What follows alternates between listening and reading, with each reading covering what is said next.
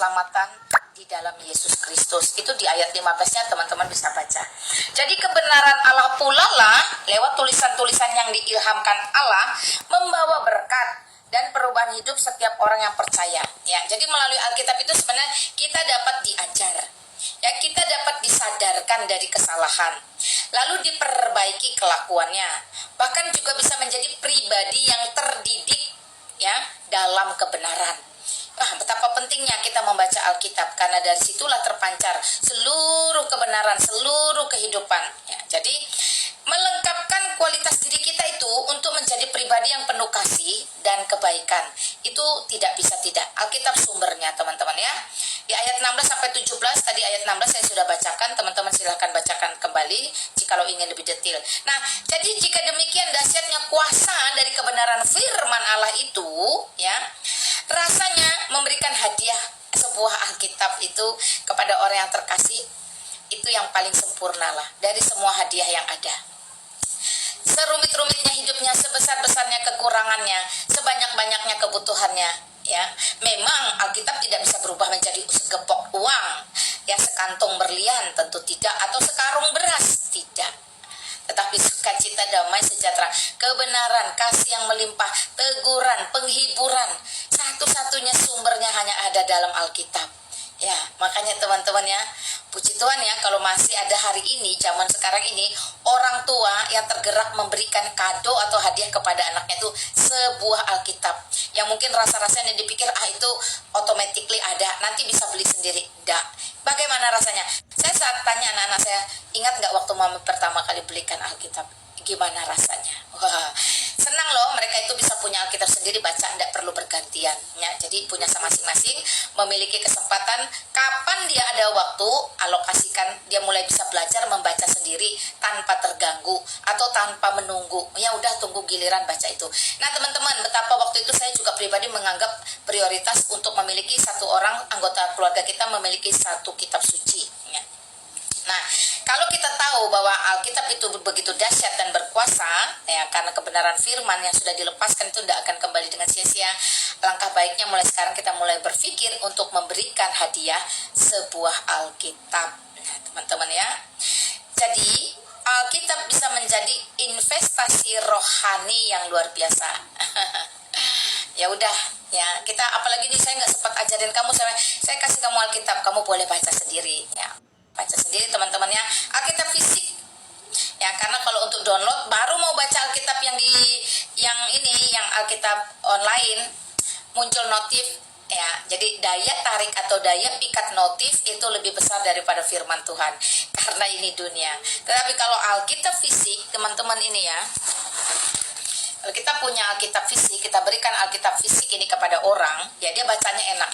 Dia bisa garis bawahi, dia bisa stabilo, dia bisa kasih semacam, saya punya note kertas note kecil tuh ada nggak di sini?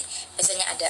Dia bisa tulis-tulis sedikit note lalu ditempel di sisi buku Alkitabnya ya. Jadi dia untuk ini ada ini di sini. Nah, dia bisa membukanya dengan mudah.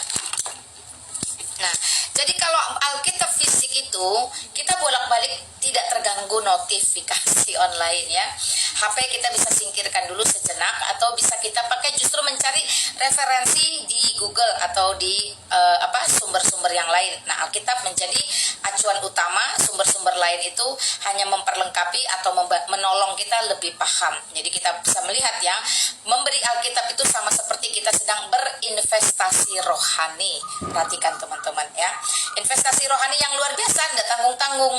Kenapa? Karena kita tidak pernah tahu potensi satu Alkitab untuk satu orang itu bisa mengarah kepada satu keluarga.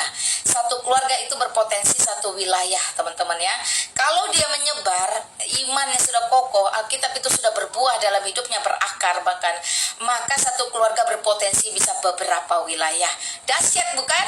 Nah, betapa pentingnya investasi rohani dengan memberikan hadiah Alkitab bagi orang, maupun orang itu sudah Kristen, maupun apalagi orang itu belum Kristen ya. Kenapa? Kalau yang belum Kristen itu murni, mereka belum mengerti dan belum tahu sama sekali. Jadi itu sesuatu something new buat mereka. Wajib bagi kita untuk menolong mereka memilikinya. Ya, saya mengingat pengalaman saya dulu juga. Tetapi kalau anggota keluarga kita yang sudah Kristen pun, ketika kita berikan dia hadiah Alkitab,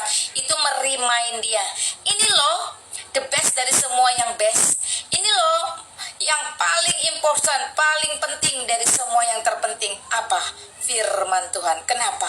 Karena firman Tuhan itu bisa menyatakan kesalahan, dia berkuasa, dia bisa memperbaiki kelakuan, dia bisa mendidik orang dalam kebenaran, dan dia juga bisa mengajar. Wah, ya, penting bukan? Apa yang lebih penting daripada firman Tuhan? Tidak ada. Karena dari firman Tuhan sumbernya itulah kita mampu menghadapi atau melakukan apa yang berkenan di hadapan Tuhan. Nah, karena kita tahu bahwa kuasanya begitu dahsyat dari kebenaran firman, rasa-rasanya menjadi satu kewajiban bagi kita untuk berinvestasi rohani dengan memberikan Alkitab. Allah yang Maha Kuasa dan tuntunan Roh Kudus itu sanggup bekerja dalam kehidupan si penerima pemberian itu, si penerima Alkitab itu. Entahkah sanak famili kita, orang-orang yang kita kasihi, ataukah orang-orang asing di luar sana, atau para murtadin jalanan. Ya, puji Tuhan ya teman-teman ya. Jadi firman Tuhan itu sanggup bekerja dalam setiap kehidupan sang penerima hadiah Alkitab. Jadi teman-teman kalau mau kasih jangan terlalu pikir panjang ya. Kamu kasih kepada si A tinggal satu rumah dengan si B, tiba-tiba B yang baca, B yang diselamatkan. Alkitab tetap memiliki kuasa dan dampak ya. Jadi dia sanggup bekerja dengan cara yang kita sendiri tidak mengerti ya. Bahkan bisa menjadikan orang yang menerima itu berubah menjadi pribadi yang luar biasa ya. Semua itu dimulai dari mana? Dari pengenalan akan kebenaran firman Allah. Bagaimana mereka bisa mengetahui kebenaran firman Allah jikalau mereka tidak membaca dan tidak memilikinya secara fisik ya, secara ini. Ya, puji Tuhan teman-teman ya. Saya tahun 2000 ya memutuskan untuk total kembali ke Kristen. Saya malah mengatakan kepada suami saya akan kembali menjadi seorang Kristen.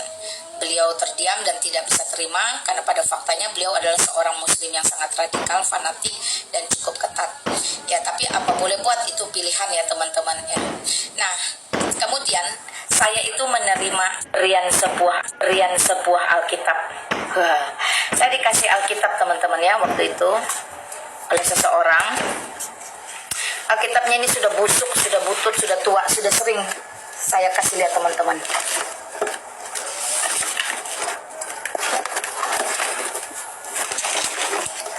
Nih, ukurannya sama, ukuran sedang.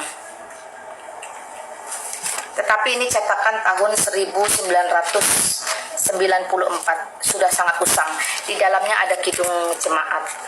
Puji-pujian. Saya belajar kidung jemaat di sini teman-teman ya. Alkitab ini sudah beberapa kali kena air, tetapi memang kualitas kertasnya bagus, hanya karena dia sudah agak usang. Kalau dibuka dia mengeluarkan suara. Nah, seperti itu teman-teman. Nah, Alkitab inilah yang membuat saya semakin kenal akan Tuhan. Yang saya baca hanya Matius, Markus, Lukas, Yohanes, Mazmur dan Amsal. 6 kitab itu saja yang saya baca kala itu. Tetapi inilah yang menjadi udah ditempel-tempelin. Zaman dulu kan suka tuh ada stiker-stiker kayak gini ya teman-teman ya. Dan ini waktu itu LAI masih belum terlalu canggih. Jadi tulisan LAI-nya itu di dalam teman-teman nih. Nah, kalau sekarang kan sudah canggih LAI, supaya tidak dipalsukan atau tidak diapa-apakan, itu sekarang dia logonya di depan dan itu bersifat ditok, orang bilang ditok ya, jadi berbekas ke dalam. Nah, ini Alkitab lama saya TB1 dan ini Alkitab baru saya TB2. Nah, Alkitab ini mengubah saya teman-teman, mengubah saya, kemudian memenangkan suami saya, lalu memenangkan 3 anak saya. Jadi satu Alkitab ya untuk satu orang, berpotensi satu keluarga saat ini anak saya sudah pindah ke beberapa wilayah provinsi ya, ada di Sumatera, ada di Kalimantan, ada di Jakarta. Jadi itu pun berpotensi buat mereka bisa menjadi terang dan garam dunia, sehingga ke depan juga bisa berdampak bagi orang lain.